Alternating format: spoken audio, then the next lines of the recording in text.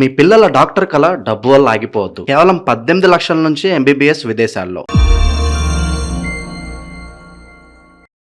అందరికీ నమస్కారం. ప్రస్తుతం మనతో పాటు ఉన్నారు ప్రముఖ ఆధ్యాత్మికవేత్త జ్యోతిష్య పండితులు శేషగిరి రావు గారు. గురుగారితో మాట్లాడతాం. నమస్కారం గురుగారు. నమస్తే అమ్మా. గురుగారు, ఆగస్టు మాసంలో సింహ రాశి వారికి ఎలా ఉండబోతుంది అంటారు? ఎలాంటి జాగ్రత్తలు తీసుకోవచ్చు అంటారు? ఆర్థిక పరంగా, ఆరోగ్యపరంగా ఈ మాసంలో వీరి గ్రహ గోచారం ఏంటంటారు? అయితే సింహ రాశి వారికి కూడా ప్రస్తుతానికి అయితే కనుక వీరి యొక్క వృత్తి ఉద్యోగాల కారకుడు, తర్వాత ఇతరులతో వీరి యొక్క సంబంధ బాంధవ్యాల కారకుడు శుక్రుడు నీచంలోనే సంచరించడం అనేది జరుగుతుంది.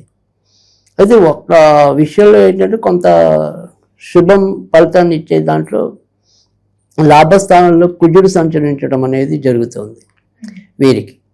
అందుకని మొత్తానికి అయితే కనుక వృత్తి ఉద్యోగాల్లో అంటే ఒక ఉద్యోగం పోయింది అనుకుందాం ఉదాహరణకి, మళ్ళీ అదృష్టవశాత్తు ఇంకో దాంట్లో కుదురుకోవటం అనేది అయితే జరుగుతుంది.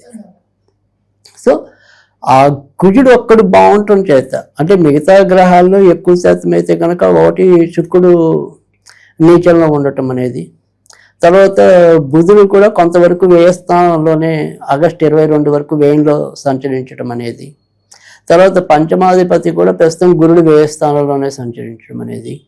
సో ఇలా చూసినప్పుడు ధనాధిపతి లాభాధిపతి వ్యయంలో ఉన్నాడు ఆగస్టు 22 వరకు. సో ఖర్చులు ఊహకు అతీతంగా పెరిగిపోవటం అనేది జరుగుతుంది. తర్వాత కానీ ఆ ఖర్చుల్ని మనం నిర్ధారించుకోగలమా, ఓవర్కమ్ చేయగలమా అంటే అక్కడ కుజుడు ఒక్కడు వీళ్ళు నిలుపుతాడు. ఇప్పుడు అంతకితం కూడా గురుడు వీళ్ళు నిలిపాడు. ఒక ఏడాది అంతా కూడా వీళ్ళకి బాగుండకపోయినా గురుడు ఒక్కడు లాభస్థానంలో సంచరించడం వల్ల కొంత ఎదుర్కొని వచ్చారు. ఎన్ని ఇబ్బందులు పడినా కానీ కుజుడు ప్రస్తుతానికి ఈ నెలంతా కూడా ఉంటాడు.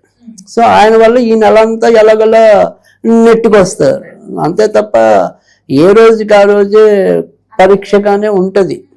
బట్ ఆ పరీక్షల్లో మనం తట్టుకుని నిలబడతామా అంటే నిలబడతాం అంతవరకే. మరి గురుగారు, విద్యార్థులకు ఎలా ఉంటుంది? రైట్, విద్యార్థులకి ముఖ్యంగా టెక్నికల్ రంగంలో ఉన్న విద్యార్థులకి అయితే కనుక చాలా మంచి ఫలితాలు ఉంటాయి కుజుడు వల్ల.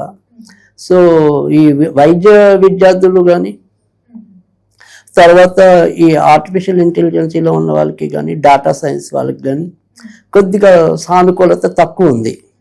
కానీ అదే ఇంజనీరింగ్ రంగంలో ఉన్న వారికి, తర్వాత ఏవైనా సరే ఈ స్పెషల్ కోర్సులు ఉంటాయి, అంటే ఏమంటాం ఇంటీరియర్ డెకరేషన్ సంబంధించినవి ఉంటాయి కొన్ని కోర్సులు, డిప్లొమా కోర్సులు, అలాంటి వాళ్ళకి మంచి ఫలితాలు ఉంటాయి.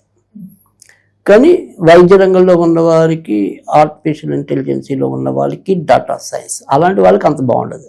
మరి గురుగారు, ఎవరికైతే వివాహం జరగలేదో, వివాహ ప్రయత్నాలు చేస్తున్నారో, వివాహ యోగం ఉందంటారా మరి? రైట్, అంటే వీళ్ళకి ప్రస్తుతం అష్టమ శని అనేది ఒకటి నడవటం అనేది, అంటే వీళ్ళ వివాహ కారకుడే శని, ఆయన అష్టమంలో కూర్చున్నాడు. అష్టమ శనిగా కూడా సింహరాశికి చెప్తున్నాం, అంటే దానివల్ల అంత మంచి ఫలితాలు ఉండవు. తర్వాత రెండోది వచ్చేప్పటికి ఈ రాశిలో కేతు ఉండటం, సప్తమ స్థానంలో రాహు ఉండటం, ఇది కూడా సంబంధాలు దగ్గర తీసుకొచ్చి ఇవన్నీ పరిస్థితి ఎక్కువగా ఉంటుంది. సో ఏదైనా సరే స్వతంత్ర వివాహాలు చేసుకునే వాళ్ళకి, దౌర్జన్య వివాహాలు చేసుకునే వాళ్ళకి అనుకూలత ఉంటుంది.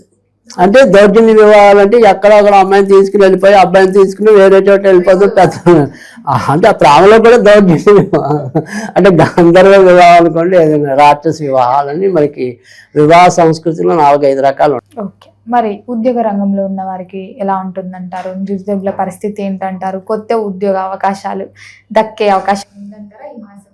రైట్, అంటే కొత్తగా ఉద్యోగం రావాలి అనుకునే వాళ్ళకి కొద్దిగా కష్టంగానే ఉంది. ఎందుకంటే ప్రస్తుతం శుక్రుడు నేచర్లో మనకి వెళ్తున్నాడని చెప్పాం. ఆగస్టు 2 నుంచి వీళ్ళ ఉద్యోగాల కారకుడు శుక్రుడు అవటం.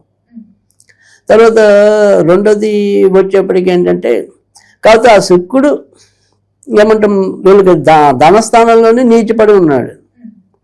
అందుకని వీళ్ళు ఆశించినంత పెద్ద జాబులు రావు, కానీ ఏవో చిన్న చితక జాబులు రావడానికి ఉంటుంది. అంటే ఏదో చేరిపోదాం అన్నట్టుగా చేరిపోవాలి తప్ప వీళ్ళ ఆశయాలకి తగినంత ఉన్నతమైన ఉద్యోగాలు అయితే రావు.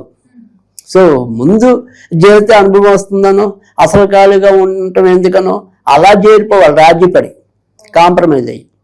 కానీ జనరల్గా సింహరాశి వారికి కొద్దిగా కాంప్రమైజ్ అయ్యే గుణం తక్కువ ఉంటుంది. ఎందుకంటే వాళ్ళకి ఉన్నా లేకపోయినా కొద్దిగా డాషిజం ఉంటుంది. నేనేంటి ఇంత చదువుకుని ఈ చిన్న జాబ్ చేయటం అంటే అలాంటి ఆలోచనలు ఉంటాయి. సో అందుకని అలాంటి లేకుండా కొంత దిగిపోదాం అనుకునే వాళ్ళకైతే వస్తుంది జాబ్. సో వాళ్ళు పరిమితులు పెట్టుకుంటే వచ్చే అవకాశాలు చాలా తక్కువ ఉంటాయి ఈ నెల. వివాహాలు కూడా అంతేగా, అందులో రాక్షస వివాహం అనేది ఒకటి. అప్పుడు ఆ మధ్య అదేగా సమానంతా చేసుకున్న వివాహం ఏ కోవకు వస్తుందని పెద్ద ఈ మన మీడియా అంతా మోగింది కదా. సో అలా వివాహాల్లో కొన్ని రకాలు ఉంటాయి. సో అలాంటి వివాహాల్లో అదొక వివాహం, రాక్షస వివాహం అనేది జరగబోతుంది. అది. సో అలాంటి వాళ్ళకి కొంత నెరవేరే అవకాశాలు ఉంటాయి తప్ప ఏదో చక్కగా సంప్రదాయబద్ధంగా చేసుకుంటాం, అందరిని మెప్పించి చేసుకుందాం, ఒక పద్ధతిలో చేసుకుందాం అనుకునే వాళ్ళకి మాత్రం అంత పద్ధతిలో వెళ్ళే పరిస్థితి కనిపించడం లేదు. మరి సంతాన యోగం కూడా ఉందంటారా?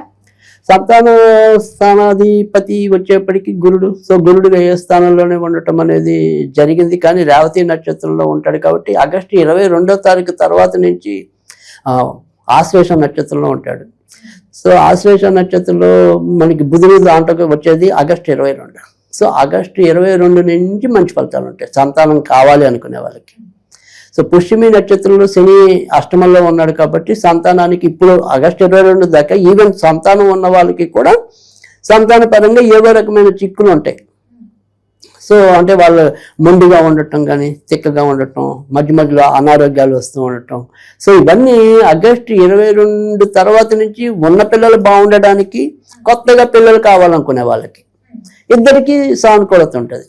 సో ఏదైనా 3వ వారం అనుకోండి, 3వ వారం నుంచి శుభ ఫలితాలు. మరి గురువు గారు, కుటుంబ వాతావరణం కూడా ఎలా ఉంటుందంటారు? ఈ మాసంలో కుటుంబం పట్ల ఎలాంటి జాగ్రత్తలు తీసుకోవచ్చు అంటారు? అంటే కుటుంబం అనేది ఎప్పుడైనా సరే వీళ్ళకి పాప అంతంత మాత్రంగానే గత కొద్ది సంవత్సరాలుగా కనపడుతుంది. అంటే కుటుంబంలో ఎవరినో ఒకరిని పోగొట్టుకోవటాలు అవ్వచ్చు, లేదా వాళ్ళకి పోయేంత సుస్థితులు రావటాలు అవ్వచ్చు, చెడు ఉండొచ్చు, లేదా చెడు దాకా వెళ్ళే పరిస్థితి. సో అలా అమ్మయ్య చివరిలో ఊపిరి ఏదో మానసికంగా అంతే తప్ప అంత ఆనందంగా వీళ్ళైతే లేరు సింహరాశి వాళ్ళు. ఏదో ధనం వస్తుంది, ఖర్చు పెట్టుకుంటున్నారు అవసరానికి ఇబ్బంది పడకుండా. అంటే ఇంతకు ముందు చెప్పాను, అంతకు ముందున్న లాభస్థానంలో గురువు గోచారం వల్ల కొన్ని తట్టుకుని నిలబడ్డారు, అది చెడైనా మంచి అయినా. సో ఇప్పుడు అదే రకంగా కుజుడు ఉన్నాడు, ఇప్పుడు భాగ్యాధిపతి కుజుడు లాభంలో ఉన్నాడు. అందుకని అదృష్టవశాత్తు చివరి నిమిషంలో బయటపడటం అంటే ఒక పెద్ద ప్రమాదం ఉంది. వీళ్ళ కారంతా తొక్కలు అయిపోతుంది, వీళ్ళ మటుకు సేఫ్. సో అది ఆ రకమైన అదృష్టమే తప్ప ఏదైనా సరే ఇలా ఖర్చు విపరీతం.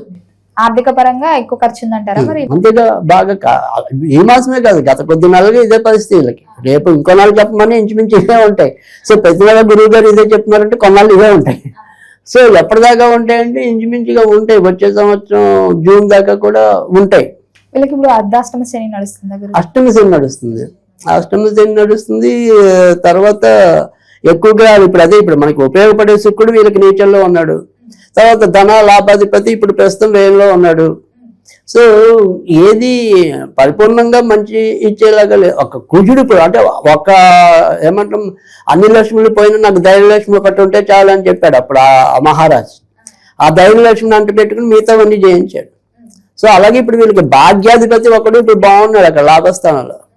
అందుకని ఆ భాగ్యాన్ని నెట్టుకుని అలాగలాగా నెట్టుకొస్తారు. సో అమ్మయ్య పరువు పోకుండా కాపాడబడ్డాం.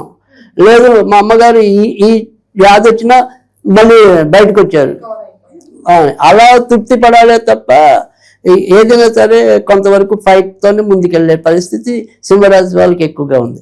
మరి గురుగారు, ఈ మాసంలో ఎవరైనా పెట్టుబడులు పెడదాము, కొత్తగా వ్యాపారం స్టార్ట్ చేద్దాం అనుకుంటూ ఉంటారు కదా, చెయ్యొచ్చు అంటారా ఈ మాసం? అంటే ఆగస్టు 22 దాటిన తర్వాత నుంచి చేసుకోవటం అనేది ఉత్తమం. 22 ఈ మొదటి 3 వారాలు పెద్ద శుభ ఫలితాలు ఉండవు. సో ఆగస్టు 22కి ఎలాగో శ్రావణ మాసం కూడా నడుస్తూ ఉంటుంది కాబట్టి సో ఆగస్టు 22 లేదా ఆ పైన అంటే ఇప్పటి నుంచి ఒక ప్లానింగ్ అనేది పెట్టుకుని వస్తే ఆగస్టు 22 దాన్ని అమలు చేయడానికి వీలు ఉంటుంది. ఈలోపు మనం దాని వెనకాల గ్రౌండ్ వర్క్ ఉంటుంది కదా.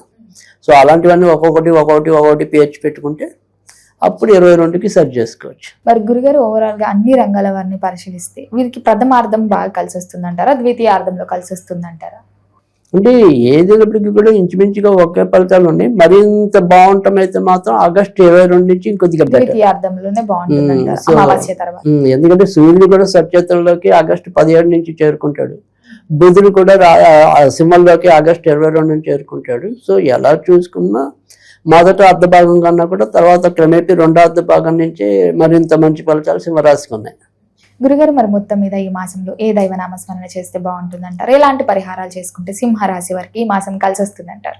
తప్పకుండా గజలక్ష్మిని పూజించడం వల్ల వీరికి ఎక్కువ మంచి ఫలితాలు రావటం అనేది ఉంటుంది.